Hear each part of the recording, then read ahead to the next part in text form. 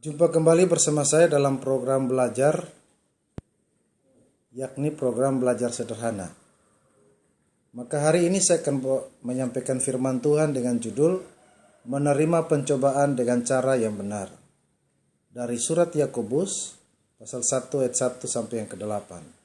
Salam dari Yakobus, hamba Allah dan Tuhan Yesus Kristus, kepada ke-12 suku di perantauan. Saudara-saudaraku, anggaplah sebagai suatu kebahagiaan apabila kamu jatuh ke dalam berbagai pencobaan, sebab kamu tahu bahwa ujian terhadap imanmu itu menghasilkan ketekunan. Dan biarkanlah ketekunan itu memperoleh buah yang matang, supaya kamu menjadi sempurna dan utuh, dan tak berkekurangan suatu apapun. Tetapi apabila di antara kamu ada yang kekurangan hikmat, hendaklah ia meminta kepada Allah, yang memberikan kepada semua orang dengan murah hati dan dengan tidak membangkit-bangkit, maka hal itu akan diberikan kepadanya. Hendaklah ia memintanya dalam iman, dan sama sekali jangan bimbang, sebab orang yang bimbang sama dengan gelombang laut yang diombang-ambingkan kian kemari oleh angin. Orang yang demikian janganlah mengira bahwa ia akan menerima sesuatu dari Tuhan, sebab orang yang mendua hati tidak akan tenang dalam hidupnya. Kita bersyukur karena kita berkesempatan membaca firman Tuhan. Nats firman Tuhan yang baru saja kita baca dilatar belakangi oleh keyakinan atau kepercayaan Yakobus yang juga merupakan saudara Yesus Kristus. Bagaimana disebut saudara Yesus Kristus? Karena didapati dalam Injil Matius pasal 13 ayat 55 mengatakan seperti ini. Bukankah ia ini anak tukang kayu? Bukankah ibunya bernama Maria dan saudara-saudaranya Yakobus, Yusuf, Simon dan Yudas?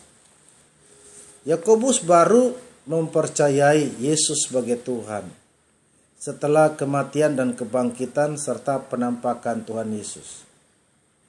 Penampakan tersebut dilakukan kepada ratusan orang, termasuk Yakobus di dalamnya.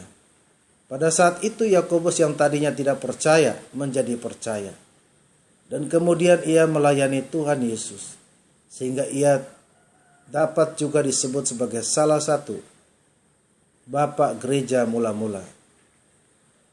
Kemudian kemungkinan besar karena pengaruhnya yang baik bagi pertumbuhan dan perkembangan gereja mula-mula, tentunya dengan menerima pencobaan dengan cara yang benar. Ini merupakan anjuran dari Yakobus agar tiap-tiap orang yang menghadapi pencobaan dapat menghadapi pencobaan atau menerima pencobaan dengan cara yang benar. Pertanyaannya, mengapa kita harus menerima pencobaan dengan cara yang benar? Jika Bapak Ibu Saudara sekalian mempelajari surat Yakobus pasal 1 ayat 1 sampai yang ke-8 dengan cermat, maka paling tidak kita menemukan ada 3 jawaban pokok. Yang pertama, karena pencobaan menghasilkan kebahagiaan. Yang kedua, karena pencobaan menghasilkan ketekunan. Dan yang ketiga, karena pencobaan menghasilkan kedewasaan. Bapak Ibu Saudara sekalian yang dikasihi Tuhan, tujuan khotbah ini adalah agar setelah Bapak Ibu Saudara sekalian mendengarkannya dapat memahami dan berkesanggupan bercerita kembali mengapa kita harus menerima pencobaan dengan cara yang benar. Yang pertama, karena pencobaan menghasilkan kebahagiaan. Yang kedua, karena pencobaan menghasilkan ketekunan. Dan yang ketiga, karena pencobaan menghasilkan kedewasaan. Baiklah kita mempelajarinya satu persatu. Mengapa harus menerima pencobaan dengan cara yang benar? 1. Karena pencobaan menghasilkan kebahagiaan. Dapat kita jumpai bersama di dalam Alkitab kita, dan kita mari memeriksanya Alkitab kita dalam surat Yakobus. Kita buka terlebih dahulu Alkitab kita. Dalam surat Yakobus pasal 1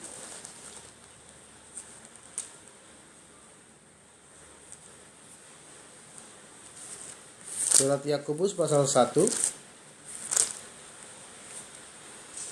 kita bacakan pada ayat 1 dan 2.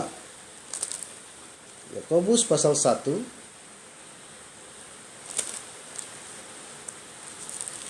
ayat 1 dan 2. Salam dari Yakobus hamba Allah dan Tuhan Yesus Kristus kepada kedua belas suku di perantauan. Saudara-saudaraku, anggaplah sebagai suatu kebahagiaan apabila kamu jatuh ke dalam berbagai pencobaan. Apa itu pencobaan, Bapak Ibu saudara sekalian? Pencobaan bisa saja berupa sakit penyakit jikalau kita mengalaminya, atau satu penyakit yang tidak kunjung sembuh atau tidak berujung pada kesembuhan. Bahkan ada persoalan-persoalan hidup yang beraneka ragam. Jika kita menghadapinya dengan cara benar, dengan cara yang benar, maka kita dapat bertahan.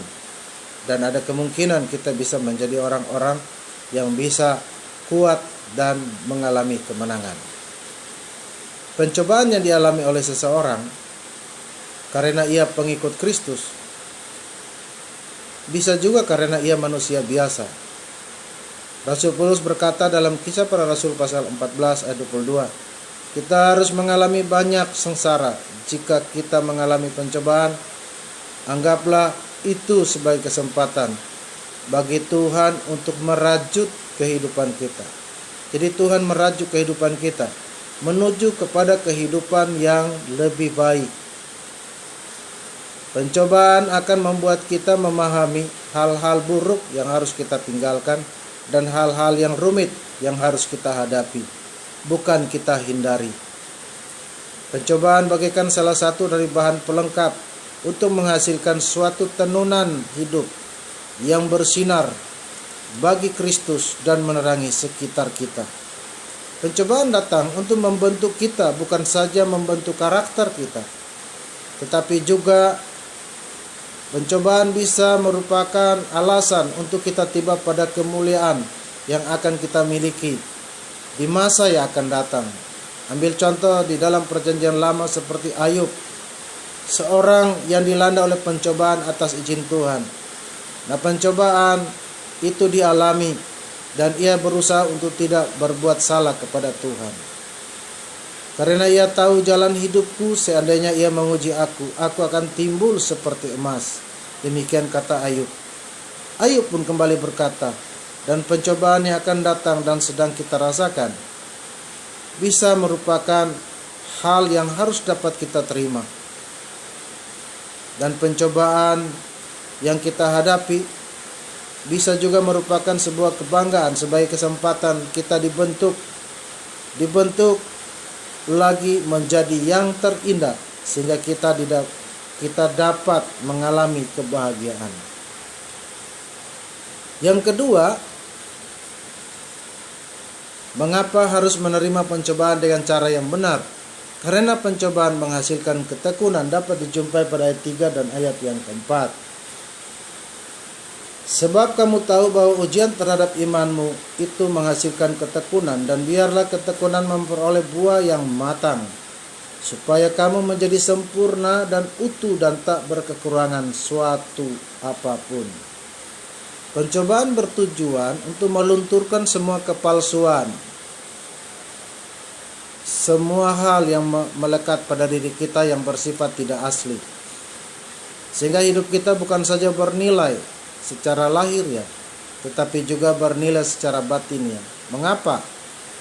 Karena jika hidup ini digambarkan bagaikan emas, maka ia harus melampaui begitu banyak pengujian untuk menghasilkan kemurnian.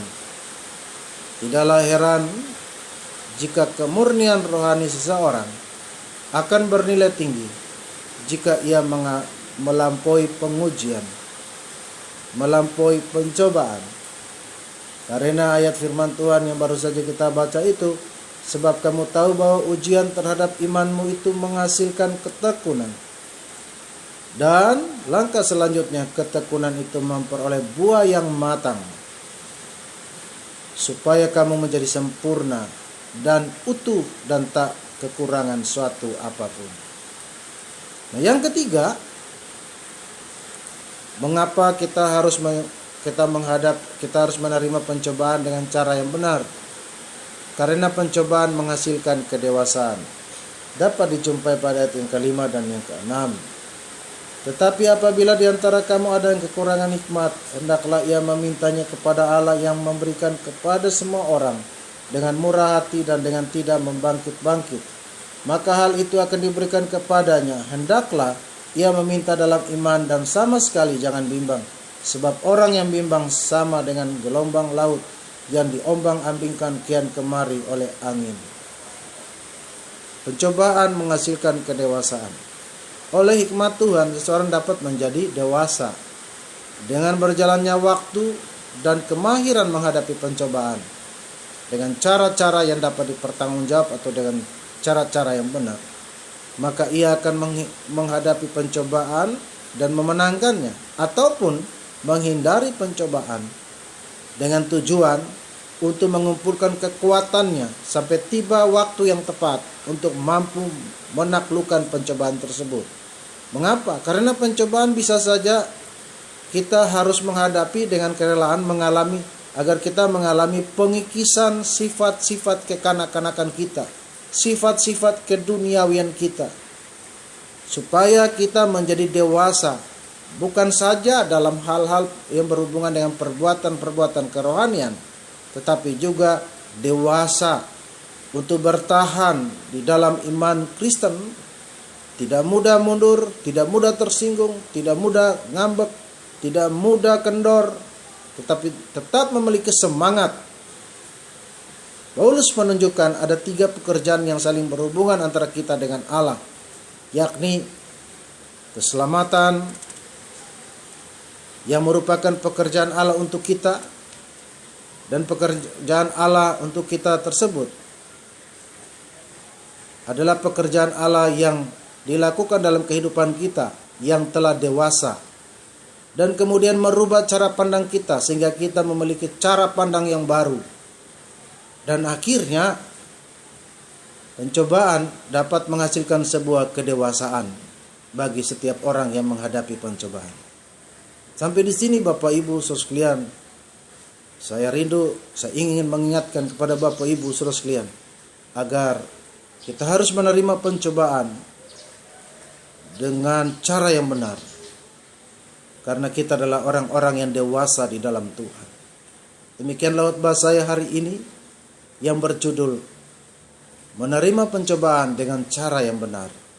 Mengapa kita harus menerima pencobaan dengan cara yang benar? Yang pertama, karena pencobaan menghasilkan kebahagiaan. Yang kedua, karena pencobaan menghasilkan ketekunan.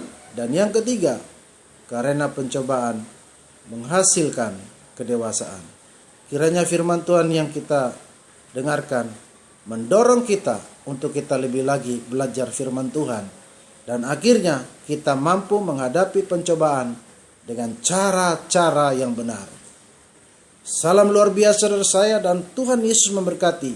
Ingatlah selalu menghadapi pencobaan dengan cara-cara yang benar. Tuhan Yesus memberkati.